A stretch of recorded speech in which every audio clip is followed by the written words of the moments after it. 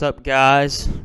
Back with another video, and today we're going to be going over UFC Adesanya versus Pyfer. This was actually a really good card. A lot of finishes. I'm pretty sure, every fight on the main card was a finish, most of them being a KO. So that was great. There was one submission, that was Michael Chiesa.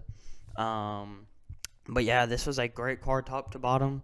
There were some interesting things going on. I'll say that for the least. But let's start with our boy Izzy. This literally Celtic Shack, bro. You blow my mind. You like that audio of like the washed anthem? Yeah, bro. This is Izzy. Like, he looked decent in the first. Like, he looked good. He looked pretty good in the first round. Joe looked kind of slow and like wasn't really landing the takedowns in the first round. Izzy chopping at the calf, countering pretty well. You could tell Joe wanted to finish, and, well, he got it in the second round. Second round comes rolling around. Izzy eats a big shot from Joe, gets taken down. They're kind of like swapping between mount and back control. Then Izzy finally just like gives up his back, and Joe Pyfer's mounted on him, and he's just laying down shots, and they called the fight off. Good job from Joe. Izzy kept it close, but this is how Izzy acts in every fight. Bro, Izzy's not washed, bro. He literally freaking won the first round against Imavov, bro. Bro, he's not washed. Hey, bro, he's washed. Yeah. He got hit, I knew Joe was going to land that one shot, and, Izzy was just going to slow down, and it was just going to be like, yeah, bro, hey. It's a matter of time. But it was a matter of time before Joe landed one right hand, and it was just like, yeah, Izzy's cooked. So... and surprisingly, Izzy did not retire. So, that was very surprising to me. He was like, "You gotta keep going again and again." I'm like, bro, hey. I mean, Izzy fans are staring at their TV like that one SpongeBob image. That one SpongeBob image where it's like a dark room with just the TV on, and he just looks like utterly depressed. That's what That's what Izzy fans are doing right now. But yeah, good performance from Joe Pyfer. I wonder who they give him next. Honestly, probably Dricus. No, not Dricus. Probably Kaio. Because Brendan Allen's fighting Edmund Shabazian for some reason. Yeah. Give him and somebody in top 5. Izzy. Hey, bro, you're getting RoboCop. I don't know. That might make that fight. I'm not gonna lie, bro. If they make that, Izzy's cooked. Now onto the co-main, bro. Macy Barber is dead. Macy Barber died. Macy Barber. Oh my gosh, that was brutal. That was a brutal finish in the first round. I was not expecting Alexa Grasso to get a more brutal finish than Joe Pyfer, or even even Terrence McKinney, bro. I was expecting Terrence McKinney to get a more brutal finish than Alexa Grasso, but no.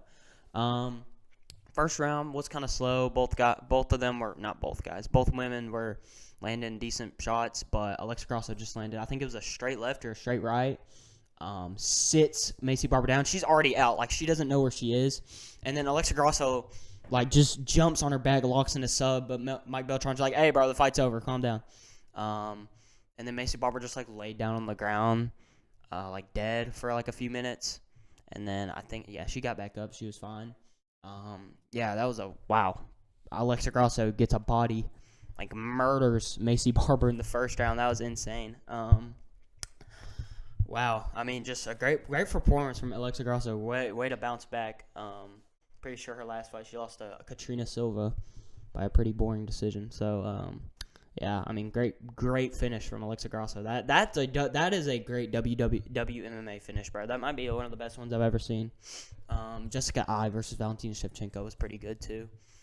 There was another good women's fight on this too. Two crazy women's WMMA finishes. Both the WMMA finishes on this card were more brutal than Joe Pyfer. That's crazy to think about. But yeah, great performance on Alexa Grasso. Somebody check up on Macy Barber. Make sure she doesn't end up having a seizure or something like that, or dying. So yeah. Now onto the featured main fight of the card. Michael Chiesa, first round submission, gets a rear naked choke. Not much else to say. They give him a 30-minute. Oh my gosh, it was so long. I get it, bro. He's in the UFC for a while, and he's a company man. They glaze him. They're just happy that he didn't sue McGregor. I mean, good performance from Michael Chiesa. I mean, he made it look easy. Nico Price took him down for some reason. Nico Price was the one that engaged in the grappling, and got the takedown. Michael Chiesa attempted a takedown, he didn't get it, and then Nico Price got it, but he reversed it, got on his back, and locked in the easiest submission of his entire career. And also Nico Price retired, but he waited around the octagon. I felt bad for Nico Price. They didn't give him a post-fight interview. That was kind of sad. They could have at least let him say yeah, bro, I'm retiring. See y'all later. But no, they didn't let him do anything, so I kind of felt bad. But yeah, that's a way to retire for Michael Chiesa. Not really much emotions conveyed from my body whenever I wasn't man, Michael Chiesa's gone. I mean, that's crazy they retired on a 4-fight winning streak. That's crazy to think about. That's one way to go out. That's a great way to go out. Maybe not against the best comp ever, like Tony Ferguson on a 15 million fight losing streak, and Nico Price. Yeah, that's insane. But feel bad for Nico Price. He didn't get his post-fight interview. But good win from Michael Chiesa. Hey, enjoy retirement, bro. Now, on to Lyrian Douglas versus Julian Erosa. Lyrian Douglas looked super good. He looked crazy good in this fight. Was very patient. He had Julian Erosa hurt bad. He was he knocked him down it felt like he rocked him 4 times. Not 4 times, but he rocked him a few times with a jab. Sits him down with a jab. Julian Erosa was come here. Lyrian Douglas doesn't engage in the firefight. He just keeps jabbing at him and drops him over and over again, and then he finally gets a finish. Great finish from Lyrian Douglas. Looked really good out there. Julian Erosa was forced into southpaw, and he just didn't look he looked very uncomfortable. Lyrian Douglas from there just kind of just fought his fight, landed power shots, landed nice jabs, and got the finish. That was great. That was a great performance from Lyrian Douglas. I'd like to see this guy against Bedtime already said it, but Calvin Kattar, bro. Imagine this guy versus Calvin Kattar. That'd be insane. Because Calvin Kattar's super durable, way more durable than Julian Erosa, super durable. Calvin Kattar has been, I think he got dropped last fight against Steve Garcia, but he recovered and was perfectly fine. His only quote-unquote TKO loss was a knee injury. So, yeah, I'd love to see Lyrian Douglas versus Calvin Kattar because he looks super good this fight. I feel like, hey, bro, this kid's good. Guy's super good. I don't even know if he's really a youngin'. I think he's 30. So, yeah, great performance on Lyrian Douglas. I mean, we went out there and just styled on Julian Erosa. I mean, wasn't really a fair fight. I was kind of worried because Julian Erosa might cockroach his way into a win, kind of sneak Fluka sub, Fluka Darce choke or something like that. But no, didn't even attempt a takedown. That's insane. Now, on to this fight. Mansour Abdul Malik versus Yusri Belgaro. Yusri Belgaro literally put on the performance of a lifetime. He beat the shit out of Mansour Abdul Malik. There's no other way to put it. Mansour Abdul Malik was just getting he didn't have an answer for the range. I'll be honest, I picked Mansour Abdul Malik to win this fight. Big mistake for me because I didn't really know much about this Belgaro dude. And I was just kind of going off what I'd seen of Mansour Abdul Malik. I don't know. I've paid more attention to Mansour Abdul Malik. I didn't really know this Yusri Belgaro guy, so I was just okay. I think this is kind of just. My original thought when I first saw this fight, it was just another can for Mansour Abdul Malik to sub, but no. Belgaro is actually legit. He's really good. Trains with Alex Pereira. I did not know that. Yeah, great win from him. He's the real prospect at 185, bro. Wow, that was a shutdown performance. You can see the takedowns. Mansour Abdul Malik just kept trying to double leg him, but he got right back up. Had back for a little bit, but he was too high, so he got wiggled off. And Yusri Belgaro got a knee. Got a knee up the middle. Boom, just knocks him out cold. Great performance. I'd like to see this guy against somebody around the top 15 or in the top 15. I don't know who off the top of my head, but just somebody in that range, you know what I mean? Because he just looked so good this fight. He looked insane. And for Mansour Abdul Malik, give him a can for a layup. I don't know who off the top of my head, but just give him a can to lay up against. But yeah, Mansour Abdul Malik got brutally fraud checked this fight. That was a bad fraud check. Yeah, but good job, Yusri Belgaro. Looked super good. Mansour Abdul Malik, see you in the Apex. Now on to this fight with Terrence McKinney. Oh my gosh, bro, Terrence McKinney is a demon. Look at the numbers, bro. 13 significant strikes, bro. 3 strikes. I almost said Mansour. Terrence McKinney goes out there, literally vintage Terrence McKinney. Lands a one. I think it was the 1-2 that started it. Lands a nice 1-2. Throws a head kick. Kyle Nelson falls to the ground. It didn't look like the head kick landed, but I think he was so rocked that like anything would have dropped him. Something powerful would have dropped him even if it didn't land. Kind of like what BJ Penn and Yair Rodriguez. Like Yair landed that like head kick and then like BJ Penn just went fumbling down. I think that's kind of what happened. And then Terrence McKinney just gets on him, bang, bang, bang, bang, bang, just ground and pound, boom, finish, gets him out of there. And he doesn't get the performance bonus either. That's absolutely insane that Terrence McKinney has never got a performance bonus. But, like, that's stupid to me. That is so dumb. Like, how has McKinney never got a performance bonus? You're telling me he didn't get a performance bonus for getting a 7-second knockout? I'm pretty sure in his UFC debut? That is insane to me. That is bollocks, bro. I know that's not an American thing to say, but that's literally bollocks, bro. Like, that is the dumbest thing I've ever heard in my life. And he doesn't get one for a 24-second knockout against one of the better unranked lightweights in Kyle Nelson. I picked Terrence McKinney to win this fight. Yeah, and he went out there vintage. Terrence McKinney got his first round knockout. So on the main card, I got Macy Barber pick wrong, and I got the Mansour Abdul pick wrong. So I got everything else right. That's not bad. Prelims. Now, this fight pissed me off. I was screaming at Ignacio Bahamondes to kill him. Like, I wanted this guy I didn't want him, like, oh my gosh, bro. Oh, Tawfiq Musayev. I fucking hate you, bro. I don't like you. I hate you so much, bro. Like, you go out there, get your ass kicked the first round. Second round, you get dropped. Boom, you're about to get finished. And then you grab the cage before he gets, like, German suplex, like prime Brock Lesnar in WWE. He was about to get German suplexed on his head by Ignacio Bahamondes and was about to get finished, but no. He grabs a cage. And not only after that, to put salt on the wound, he headbutts Ignacio Bahamondes. I think it was in the third round or, like, late second round. Oh my gosh. I didn't really notice it because we were at a weird angle until DC called out or Dominic Cruz called it out. And yeah, bro, DC was livid, bro. He was like, I mean, what the hell, man? I mean, this guy's just cheating all over the place. Like, DC was livid. Like, I was too, bro. I'm not gonna lie. I was so mad. But Ignacio Bahamondes wasn't doing nothing on bottom. Like, he was throwing up triangles, throwing up arm bars. So it's not like he wasn't doing anything. Yeah, Tawfiq Musayev, he showed good ground and pound, but he's still a cheater. And at the end of the fight, when Ignacio Bahamondes gets on his back, it looked like Tawfiq Musayev bit him or tried to bite him because he has his mouth wide open and he put his, like, Ignacio's forearm on his mouth like he's about to bite him. And I was like, bro, if you bite him right now, I'm going to jump through this TV with a steel chair in my hand on some, like, prime WWE stuff where their tag team partner intervenes in the like one-on-one match and just, like, hits him up against the back with a steel chair while the referee's knocked out or something like that. Like, I was genuinely about to do that. But no, Ignacio, like, no, oh my gosh, dude. It made me so mad. I don't like Tawfiq Musayev.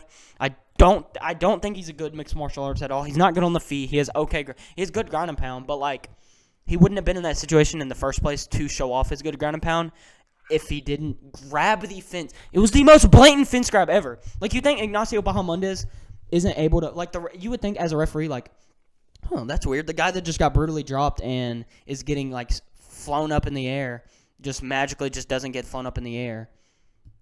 Like, you would think that, like, he'd be like, oh, there must be something. He must have done something. But no. Referee just, like, bye, like, doesn't do anything. Like, it just made me so mad. Ignacio Bahamondes, still love you, man. You're great. You're a great fighter. Tawfiq Musayev, you suck. I'd love to see, like, Ludovic Klein, like, bash your head in. Or we can just give him, like, Ilya. I'd like that. Give him Tom Aspinall as a layup, something like that. Now on to Chase Hooper versus Lance Gibson, bro. Chase Hooper title runs over. I think Chase Hooper's cooked. I think Chase Hooper's career is, like, actually over. He lands some nice kicks early, and then Lance Gibson just pipes the elbow right on the temple. gets rocked back. And then and then Lance Gibson lands a knee, I think it was a knee, and then boom, Chase Super falls to his back. Yeah, and it's over. Yeah, I think Chase Super's cooked. As you can see, went 0 for 2 on takedowns. It's rough, man. It's rough being a Chase. Bro, there was a time where I was a Chase Super mega fan. I thought this guy was gonna be like. I literally posted a video a while ago on TikTok. I said that this guy has like potential to be something great in the UFC, bro. Oh my god. I think it was like around the Clay Guida fight, whenever he fought Clay Guida, or it was before. No, it was before he fought Clay Guida. Who did he fight before that? Oh my gosh, I forgot.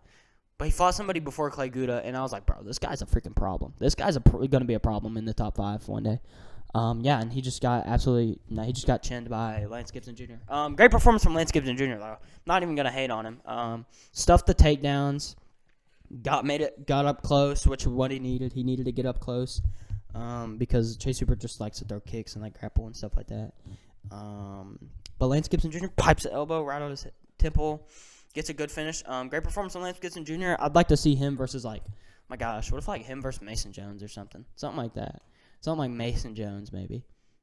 Can't really think of anybody off the top of my head. Can't think of anybody right now off the top of my head. But the only person I can really think of is like Mason Jones, bro. That'd be a good fight. But how good is Bobby Green? All right. Now, Tyrell Fortune versus Marcin Tybura. Oh my gosh, I was so mad. I was watching this live, and Marcin Tybura got his hand raised, and I was like, what? Well, how? How did he get his hand raised? And then they reviewed it, and Bruce Pepper was like, I'm sorry for the inconvenience. Tyrell Fortune by 30-27. And I'm like, oh, okay. That makes more sense. Yeah. Good performance from Tyrell Fortune. He was really landing that 3-2. The 3-2 was money all fight. His corner was telling him to throw that 3-2. And at one point, they were yelling at him to disengage. They even called out his full biological name. They were like, Tyrell Fortune, disengage. And I'm like, oh my gosh, bro, listen to your corner. They are going to ape shit right now. But yeah, he landed a really cool double leg in the first round. Landed some nice ground and pound. I thought he won that round.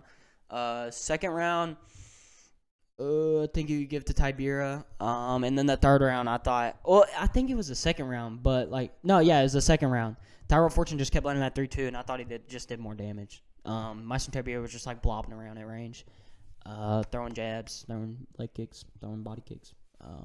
But yeah, great performance from Tyrell Fortune. He's in the top 10 now. A good fight for him would be who do we give this guy? Maybe Rizvan Kuniev. Ooh, maybe. Maybe we let these two blobs fight. Nah, Tyrell Fortune not really a blob. He showed off some pretty good cardio. Threw 81 strikes. Yeah, he actually looked good. He didn't look bad at all. He's not a blob. Wrestling, being able to wrestle and out grapple Marcin Tybura is not an easy thing to do. You know what I mean? Because usually Marcin Tybura is the one that's fraud checking you via fluke sub or something like that, like TKO ground and pound. No, he mainly TKO ground and pounds. But yeah, great performance on Tyrell Fortune.